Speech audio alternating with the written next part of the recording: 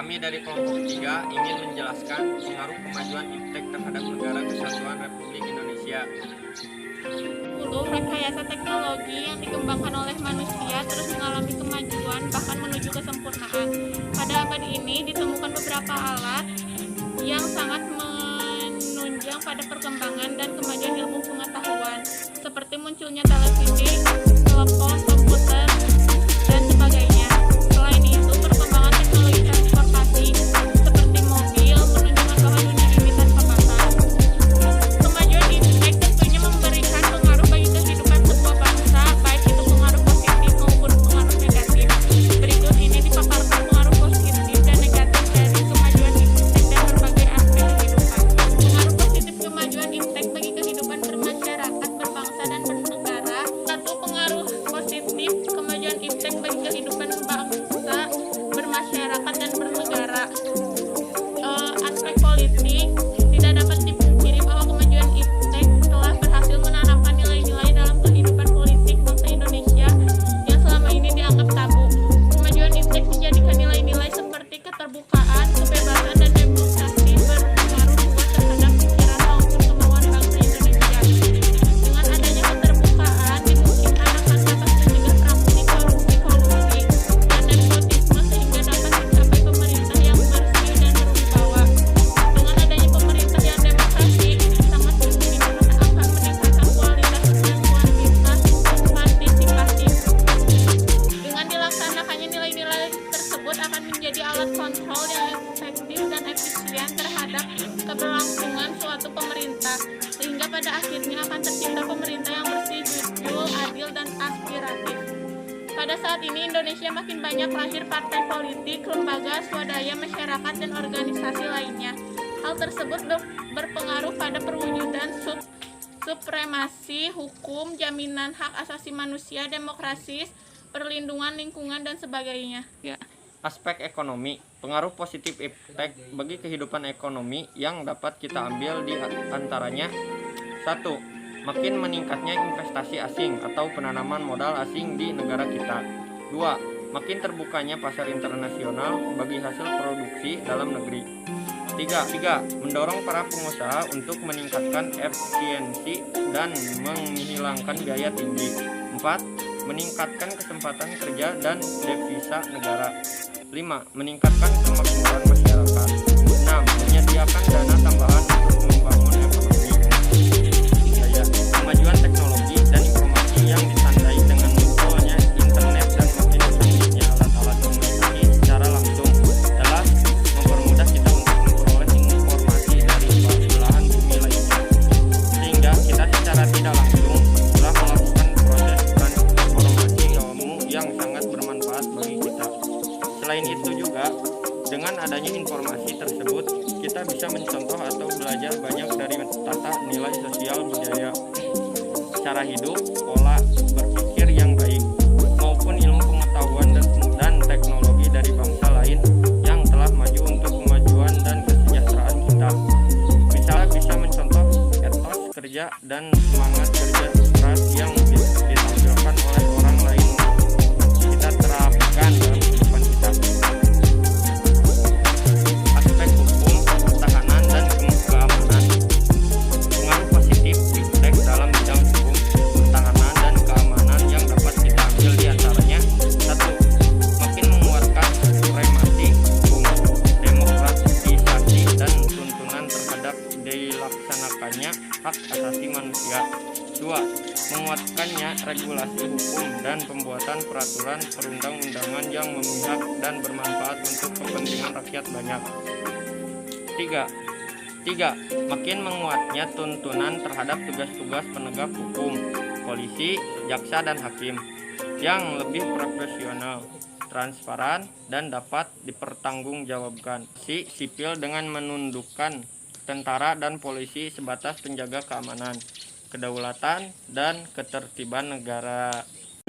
Dari kemajuan iptek yang mesti diwaspadai adalah munculnya gerakan-gerakan radikalisme dan terorisme. Para pelaku gerakan tersebut pada umumnya merupakan merupakan orang-orang yang terampil dalam memanfaatkan teknologi. Tidak jarang di antara mereka mempunyai keterampilan dalam merakit senjata, merakit bom, dan sebagainya. Aspek ekonomi. Kemajuan iptek memberikan pengaruh negatif terhadap kehidupan ekonomi seperti berikut. 1. Indonesia akan dibanjiri oleh barang-barang dari luar, sering dari adanya perdagangan bebas yang tidak mengenal adanya batas-batas negara. 2. Cepat atau lambat perekonomian negara kita akan dikuasai oleh pihak asing. 3. Akan menimbulkan kesenjangan sosial yang tajam sebagai akibat dari adanya persaingan bebas. 4. Pemerintahan hanya sebagai regulator, pengennya akan ditemukan oleh pasar. 5. Sektor-sektor ekonomi rakyat diberikan subsidi semakin berkurang. Membangun sikap selektif dalam menghadapi berbagai pengaruh kemajuan iptek. Sikap tanggung jawab dalam mengembangkan iptek. Bagaimana juga manusia yang hidup di dunia ini tidak dapat melepaskan diri dari kemajuan iptek. Dengan adanya iptek, hidup manusia akan dipermudah agar tidak menimbulkan permasalahan dan dampak negatif. Manusia perlu memiliki tanggung jawab yang etis di dalam mengembangkan dan menerapkan iptek. Bagi bangsa Indonesia, di dalam mengembangkan dan menerapkan iptek perlu meningkatkan landasan idealnya, yaitu Pancasila, dan landasan konstitusionalnya, yaitu Undang-Undang Dasar Negara Republik Indonesia tahun 1945. Dalam kaitannya dengan Pancasila, terutama sila ketuhanan yang Maha Esa, sebenarnya telah memberikan peringatan kepada kita bahwa semua ilmu yang ada di dunia berasal dari Tuhan. Alam semesta ini adalah objek kajian ilmu pengetahuan. Sebagai contoh, sejak dahulu Tuhan telah menciptakan bahwa benda yang berat jenisnya kurang dari 1 akan terapung di air. Prinsip itu kemudian ditemukan oleh manusia. Tuhan yang Maha Kuasa menciptakan alam semesta untuk kemaslahatan umat manusia. Sementara itu, Undang-Undang Dasar Negara Republik Indonesia tahun 1945 mengamanatkan bahwa tujuan nasional antara lain untuk memajukan kesejahteraan umum dan mencerdaskan kehidupan bangsa. Untuk itu, upaya memanfaatkan pengembangan dan menguasai iptek diarahkan agar senantiasa meningkatkan kecerdasan manusia, meningkatkan pertambahan nilai barang dan jasa, serta kesejahteraan masyarakat melalui pencepatan industrialisasi sebagai bagian dan pembangunan yang berkelanjutan dengan memindahkan kondisi lingkungan dan kondisi sosial masyarakat. Dari amanat Undang-Undang Dasar Negara Republik Indonesia tahun 1945 jelas bahwa pengembangan dan pemanfaatan iptek untuk meningkatkan kecerdasan dan kesejahteraan rakyat secara lahir maupun batin, itu semua harus mempertimbangkan kondisi lingkungan dan kondisi sosial masyarakat. Ini artinya pengembangan dan pemanfaatan iptek di Indonesia tidak bebas nilai, tetapi harus mempertimbangkan lingkungan dan nilai-nilai sosial kemasyarakatan dan agama yang ada di Indonesia. Usaha pengembangan dan pemanfaatan iptek, setiap manusia Indonesia harus memiliki kearifan dan berpegang pada prinsip moral. Akan tetapi, kalau iptek dimanfaatkan tanpa kearifan dan tidak dengan pertimbangan moral, kecenderungan untuk merusak lingkungan lebih besar. Sebagai contoh, dinamit dan bahan peledak dimanfaatkan untuk mencari dan menangkap ikan. Hal itu tentunya yang akan mengakibatkan dapat merusak habitat dan menangkap ikan. Hal itu tentunya yang akan mengakibatkan dapat merusak habitat dan lingkungan. Manusia dalam mengembangkan dan menerapkan iptek sudah selayaknya disertai etika dan rasa tanggung jawab. Etika dalam hal ini menyangkut pengertian luas, baik etika keilmuan maupun etika sosial kemanusiaan atau etika moral. Dari segi etika keilmuan artinya di dalam mengembangkan iptek berdasarkan metode keilmuan dan langkah-langkah yang sistematis dan bersifat objektif. Sebuah ilmu dapat saja bebas nilai dalam arti tanpa pamrih dan tidak memihak. Pada segi agama, etika dan tujuan pengembangan iptek dapat dibagi menjadi 2. Pertama, untuk membantu manusia dalam mendekatkan diri kepada Tuhan. Berbagai penelitian atau eksperimen yang dilakukan manusia pada hakikatnya adalah memahami dan ingin mencari kebenaran ilmu dan hukum-hukum Tuhan di alam raya ini. Orang yang makin paham tentang alam semesta ini tentu makin kagum dan yakin akan kebesaran dan kemahakuasaan Tuhan. Kedua, untuk membantu manusia dalam menjalankan tugasnya untuk membangun alam semesta ciptaan Tuhan dengan iptek akan diciptakan sebagai perangkat yang dapat mempermudah manusia dalam menjalankan aktivitas kehidupannya di muka bumi ini. Sementara itu, yang berkaitan dengan rasa tanggung jawab, seorang harus sadar bahwa iptek yang dipergunakan itu dapat dipertanggungjawabkan kebenarannya. Di samping itu, rasa tanggung jawab juga mengandung arti bahwa dalam menerapkan iptek tidak hanya untuk kepentingan pribadi, tetapi semata-mata demi kemaslahatan orang banyak. Pengembangan dan pemanfaatan iptek yang selalu disertai dengan etika dan rasa tanggung jawab akan mendatang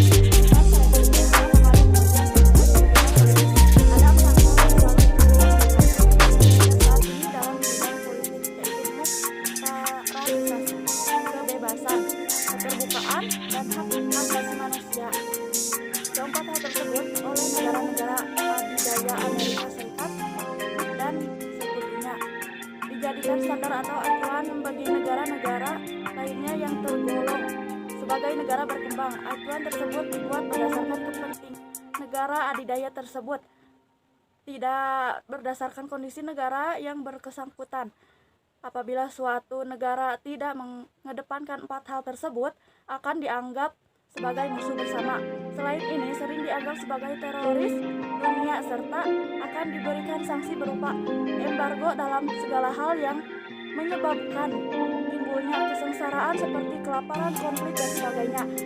Sebagai contoh, Indonesia pernah diembargo oleh Amerika Serikat, yaitu tidak memberikan suku cadang pesawat F-16 dan bantuan militer lainnya.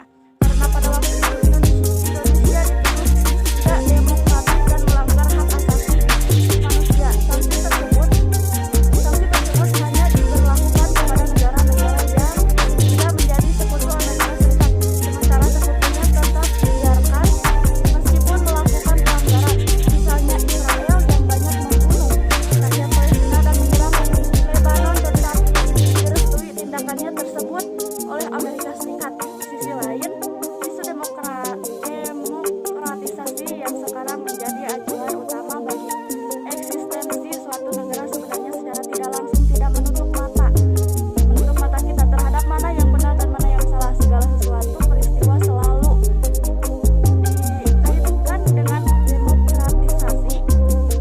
Akan tetapi demokratisasi yang adalah demokrasi yang dikehendaki oleh negara adidaya yang digunakan untuk menekan negara-negara berkembang yang bukan sepertinya. Akibatnya selalu terjadi konflik kepentingan yang pada akhirnya mengarah pada perkaitan pertikaian antara negara. Permasalahan itu dapat ditaati oleh Indonesia apabila menerapkan menganut paham demokrasi Pancasila. Melalui paham inilah akan tercipta pemerintahan yang kuat, mandiri, dan tahan uji serta mampu mengelola konflik kepentingan yang dapat menghancurkan persatuan oleh kesatuan. Apabila bangsa Indonesia sebagai bangsa yang pluralistik dapat memperteguh wawasan kebangsaannya melalui sebagian Bhinneka Tunggal Ika, bangsa Indonesia harus mampu menunjukkan eksistensinya sebagai negara yang kuat dan mandiri, namun tidak meninggalkan kemitraan dan kerjasama dengan negara-negara lain dalam hubungan yang seimbang, saling menguntungkan, saling menghormati, dan saling menghargai hak dan kewajiban masing-masing untuk mencapai hal tersebut. Bangsa Indonesia harus segera mewujudkan hal-hal sebagai berikut. 1. Mengembangkan demokratisasi dalam segala bidang. 2. Mengaktifkan masyarakat sipil dan arena politik. 3. Mengadakan reformasi lembaga-lembaga publik agar menjalankan fungsi dan perannya secara baik dan benar. 4. Memperkuat kepercayaan rakyat dengan cara menegakkan pemerintahan yang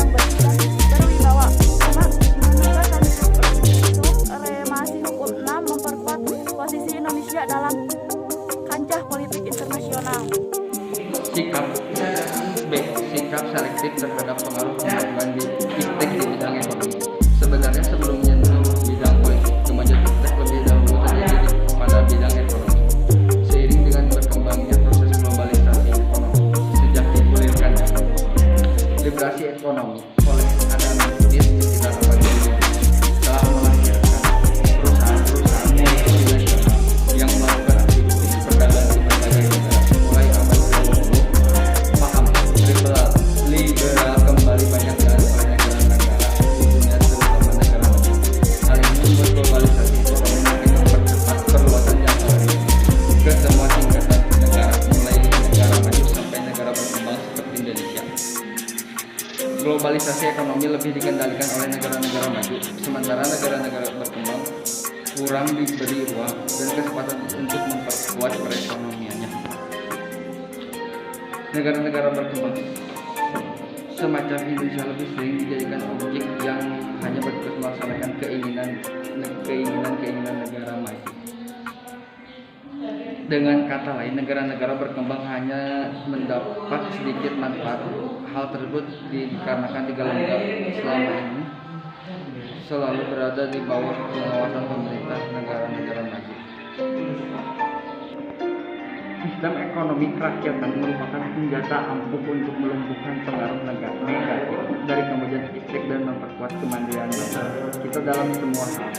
Untuk mewujudkan hal tersebut, perlu kiranya segera diwujudkan hal-hal di bawah ini. 1. Sistem ekonomi dikembangkan untuk memperkuat produksi domestik untuk pasar dalam negeri, sehingga memperkuat perekonomian rakyat. 2. Pertanian dijadikan prioritas utama, karena mayoritas penduduk Indonesia bermata pencarian sebagai petani.